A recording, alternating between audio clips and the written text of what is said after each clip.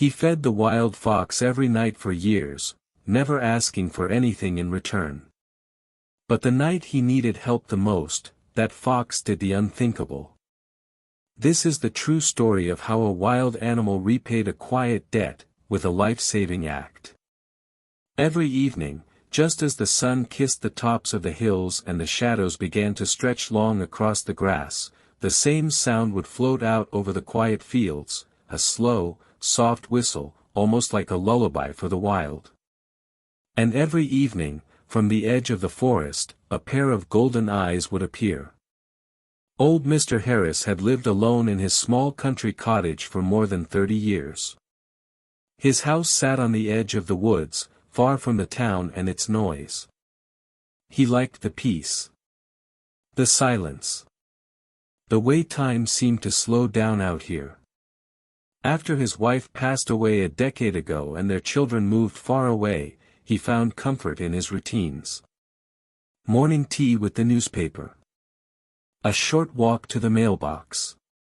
Afternoon naps in his rocking chair. And at night, feeding the fox. He never planned to feed a wild animal. But 2 winters ago, that changed. It was a bitterly cold morning. Snow blanketed the fields, and icicles hung heavy from the roof. As Mr. Harris went out to fetch firewood, he heard a faint cry, thin and broken, like the sound of something in pain. He followed it around the side of the shed and found the fox. Its leg was caught in a rusty coil of old fence wire, half buried in the snow. The animal was thin, its fur matted and dirty, and its eyes were wide with fear. It didn't try to run, it couldn't. Mr. Harris froze. He hadn't been that close to a wild animal in years. But something about the fox's trembling body, the way it didn't growl or snap, touched something deep inside him. He shuffled back into the shed, grabbed a pair of old gloves, and knelt down carefully. "Easy now," he whispered, as if speaking to a scared child. It took him nearly 20 minutes to free the fox. The wire was tight, and his hands shook from both cold and age. When the last twist came loose, the fox tried to stand but stumbled. Mr. Harris didn't touch it. He just stepped back and let it decide. The fox limped off into the woods, not even looking back.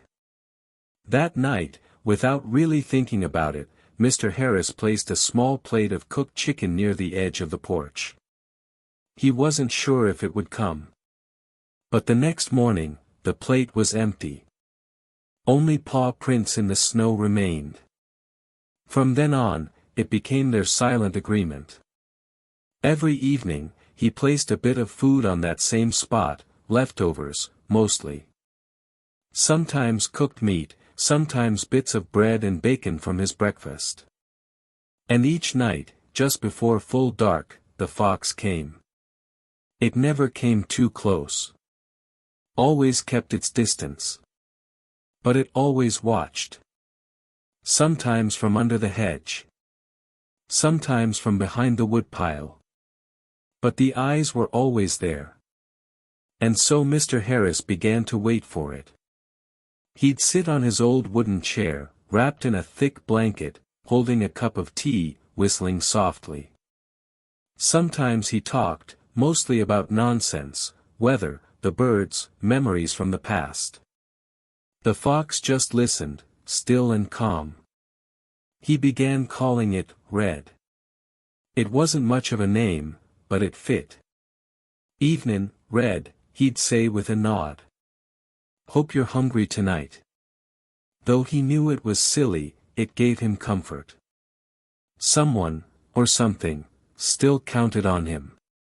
Still needed him. Some nights, he'd catch himself chuckling. "Imagine that, Eliza," he'd say to the sky, thinking of his late wife. "Me and a fox. Who'd have thought?" The neighbors knew about it. Mrs. Green, his closest neighbor half a mile down the road, once asked, "Aren't you afraid it'll bite you?" He just smiled. Red's got better manners than most folks these days. But it wasn't just the routine that warmed him. It was the connection. The trust. He knew the fox would never become a pet, never let him touch it. But that didn't matter. In a world that often forgot about old men living alone, the fox remembered. Even during storms, Red came. One night, the wind howled like a pack of wolves. Trees bent under the force. Rain slapped against the windows. Mr. Harris wasn't expecting Red to show, it was too dangerous, too wild out. But just before he went to bed, he peeked out the window. And there it was. Soaked, shivering, but waiting. He opened the door, set the plate just inside the porch, and watched from behind the glass as Red stepped in, ate quickly, then disappeared. That night, Mr. Harris felt something stir in his chest, a quiet, aching warmth. He wasn't alone. But things began to change. In the third winter of their friendship, Mr. Harris started feeling off. At first, it was just tiredness. Then he noticed small things, his hands shook more, his breath came quicker, and some days, he couldn't remember what day it was. Once, he left the stove on all night. Another time, he forgot to lock the door. "I'm just getting old," he muttered, brushing it off. Still, he never missed a night with Red. Even when his legs hurt, or when the cold made his bones ache, he'd shuffle out with that plate of food. Until one night, it became too much. It was early January. A fresh snow had fallen, and the world outside was white and silent. Mr. Harris had spent most of the day in bed, not feeling well. His chest was tight, and his skin felt clammy. But when evening came, he sat up and whispered, "Red's waiting." He forced himself out of bed, grabbed the plate from the kitchen, and made his way to the porch. Each step was a struggle. His vision blurred. The cold air hit his lungs like knives.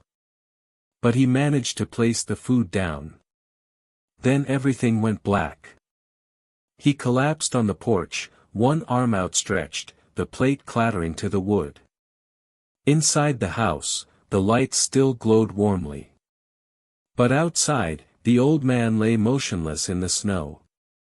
And in the trees, something watched. A flash of red. Golden eyes. Waiting. The snow fell steadily that night, covering everything in a soft white silence. Red waited. The fox had been watching from the edge of the trees, just as always. It had come early, nose twitching in the cold air, eyes fixed on the porch. But something was wrong. The food wasn't there. Mr. Harris wasn't there. Only the porch light shone, flickering slightly in the wind. Red crouched low, ears alert. Minutes passed. Still, no movement. No sound. Then, something shifted in the snow. A faint thump. The fox crept closer, paws barely making a sound on the frozen ground. And there he was.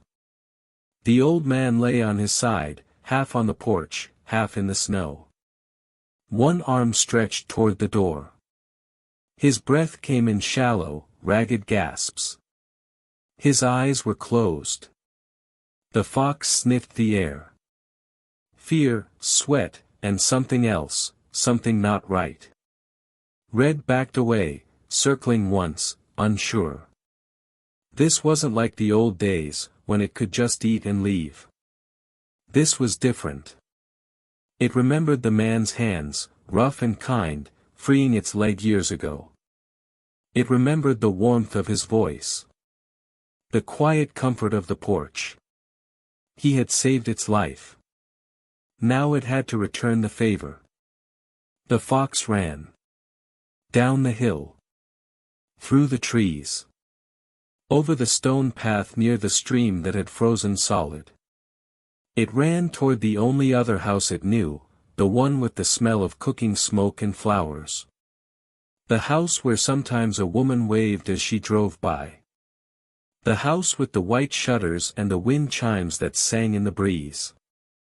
Mrs. Green's house. The fox barked once. Twice. Then again. It stood near her gate, pacing in frantic circles. The wind tugged at its fur. The snow swirled in the air. But Red didn't move from its spot. Its heart beat wildly. Time was slipping. Inside the cozy home, Mrs. Green had just set down her book when she heard it. A bark. Not a dog's bark. Sharper. Wild. She frowned, stood, and peered out her front window. There, just beyond the light, was a fox. She blinked, unsure. Then it barked again. Not once, but over and over, hopping in place, eyes wide, tail flicking. Mrs. Green was no fool. She'd lived in this countryside long enough to know when something wasn't right. She grabbed her coat, slipped on her boots, and stepped into the night. As soon as she opened the gate, the fox darted a few feet forward, then stopped, waiting. "Are you trying to show me something?" she murmured. The fox barked again and took off. She followed. The trail was rough. The snow deep. But the fox never left her sight. It would pause every now and then, making sure she hadn't fallen behind, then dart ahead once more. Mrs. Green's lungs burned from the cold air. Her boots crunched through the snow. And then, finally, she saw the porch light. And the still figure on the ground. "Oh God, Mr. Harris." She rushed forward, heart pounding, and dropped to her knees. He was cold. His face was pale, lips tinged with blue. But he was breathing. Faintly. "Stay with me," she whispered, shaking him gently. "I've got you. You're not alone." She fumbled for her phone and called for help. The dispatcher's voice was calm, but her hands trembled. The fox stood back, near the trees, watching. It didn't move as the ambulance arrived, red lights flashing across the white landscape. It didn't run when the paramedics lifted the old man onto a stretcher, wrapped him in blankets, and hooked him to machines. It just stood there. When they drove off, sirens echoing in the night, the fox crept up to the porch and sniffed the place where Mr. Harris had fallen. Then it sat. Alone in the snow. Waiting. Mr. Harris spent 3 days in the ICU. The doctors said it was a heart episode, mild, but dangerous in someone his age. Another hour, one nurse said, and he wouldn't have made it. He woke on the 4th day. The first thing he saw was a hospital ceiling. The second, a familiar voice. "You've got quite the guardian angel," said Mrs. Green, sitting beside him with a warm smile. "For legs, red fur, golden eyes." Mr. Harris blinked, confused. "Red?" he whispered, his throat dry. She nodded. "That fox saved your life." And slowly, she told him everything. How the fox had barked. How it had led her through the snow. How it had refused to leave until help came. Tears welled in Mr. Harris's eyes. He reached for her hand. "I thought I was alone," he murmured. "All this time, I thought, maybe I was just a silly old man feeding a wild animal." Mrs. Green shook her head. No. That fox knew. It cared. For the first time in years, Mr. Harris felt something deep in his chest, something beyond pain and age and loneliness. He felt seen. He felt remembered. Back at the cottage, the porch sat quiet for days. Red still came. It would arrive at dusk, nose twitching, ears high. But the plate was gone. The door was closed. The old man's chair sat empty. Still, the fox waited. It curled up near the porch, resting its head on its tail, eyes scanning the forest edge. Each night, it stayed a little while longer. And each night, it left the same way it had come, quietly, like a ghost.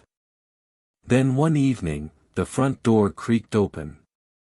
A cane tapped against the wooden floor. Mr. Harris stood there, bundled in a thick coat, looking tired but smiling. He held a small plate in one hand, cooked chicken, just like before. He shuffled slowly toward the porch's edge, bent down, and set the plate in its usual place. "Evenin', Red," he whispered. "I missed you."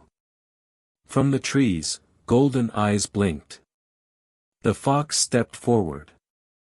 Carefully. Slowly. It reached the porch, sniffed the air, and looked at the old man. This time, it didn't stop at the edge. It stepped onto the porch. It didn't eat right away. Instead, it looked into his eyes, and Mr. Harris, for a brief, silent moment, felt something pass between them. Not words. Not thoughts. Just understanding. A promise made. A debt repaid. And a bond, stronger than ever. Winter slowly gave way to spring. The snow melted. The river thawed. Buds began to bloom along the trees that surrounded Mr. Harris's old cottage. Life, once buried under frost and silence, stirred again. So did the old man. His recovery wasn't fast, but it was steady. The doctors told him to take it slow, warned him not to overexert, and to stay warm. But nothing, not pain, not pills, not even fear, could stop him from returning to his porch every evening. And every evening, Red returned. At first, the fox kept its distance again. Watching. Waiting. But as days passed, it crept a little closer. Sat a little longer.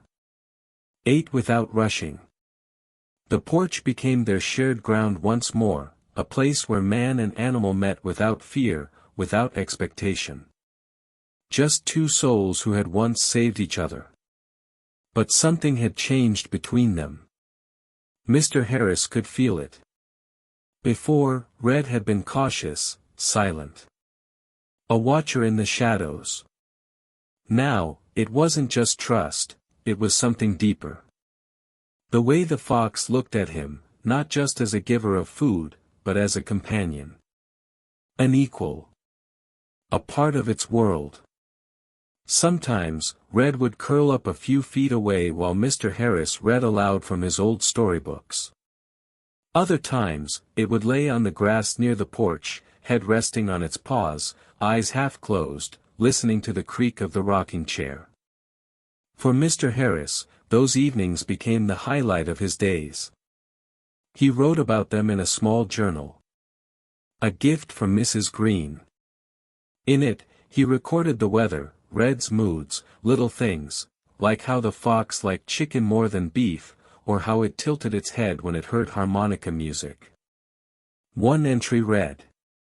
March 17th. Red yawned tonight. Right in front of me. I don't know why, but it felt like the highest honor. Still no closer to petting him, but that's not the point. We understand each other. That's more than I've had with most people in my life. One evening in early April, something new happened. Mr. Harris stepped out with the food, humming softly. He placed the plate down and looked up, and froze. Red wasn't alone. From the brush, three tiny shapes followed. 3 fox kids, barely the size of cats, stumbling over their own paws, their eyes wide with curiosity. They hid behind their mother at first, unsure. Mr. Harris smiled so wide it hurt his cheeks. "Well, I'll be." Red looked at him, then at her kids, then slowly stepped forward to eat, calm, unafraid. The kids stayed back but watched. One sniffed the air. Another stepped closer, then darted back behind a log. Mr. Harris didn't move. He didn't need to. In that moment, he understood what Red was doing. She was introducing her family. Not as a warning, but as a gesture of trust. Over the following weeks, the kids grew bolder. They'd chase each other near the porch, wrestle in the grass, and even tug at Mr. Harris's old gardening glove he left out for them. Red always stayed close, keeping a watchful eye, but never stopped them. It was like the forest itself had opened its arms to the old man. Years passed. Mr. Harris grew slower. His hair turned fully white. His hands shook more often. But he never stopped going to the porch. And Red never stopped coming. Even when the kids grew up and wandered off to claim their own parts of the forest, Red remained. She grew older too, her fur faded, her steps less swift, but her spirit never dimmed. Some evenings, they would just sit together. No food. No talking. Just silence. And in that silence, there was peace. There was understanding. There was a bond that no storm, no illness, no passage of time could break. One morning, after a long, quiet night of stars and wind, Mrs. Green came to check on Mr. Harris, as she often did now. She knocked. No answer. She opened the door, calling softly. Still nothing. She stepped inside and found him in his chair by the window, wrapped in a blanket, the journal on his lap. His face was peaceful. His eyes closed. His last entry was written the night before. It read: April 2nd. Red curled up beside me today. Right against the porch. First time ever. I didn't speak. I just listened to her breathing. I think we both know we're getting old. But if this is the last night I see her, I want it to be just like this. Quiet. Together. Whole. Mrs. Green cried as she read it. Outside, in the morning light, a fox sat quietly at the edge of the porch. Red. She didn't run. She didn't hide. She just stayed. Watching. Remembering. Mr. Harris's funeral was small. Just a few neighbors, a minister, and Mrs. Green. And far off in the trees, watching from the shadows, a lone fox stood. She didn't come close. But when the last person left, she walked slowly to the porch. Stood in the very spot where she'd met him each night. She sniffed the air once. Then curled up on the porch and closed her eyes. In time, the house grew quiet. The garden overgrew. But the porch remained untouched. Some say they still see the fox, an old one now, silver at the ears, sitting on the porch at dusk. Others say a younger fox sometimes appears, with eyes just like Red's, and curls up near the wooden rocking chair. But everyone in that small country town remembers the story. The story of the man who fed a fox every night. And how, one night, the fox saved his life. A story of kindness, loyalty, and the kind of friendship that doesn't need words to be real. Only trust. Only time. Only heart.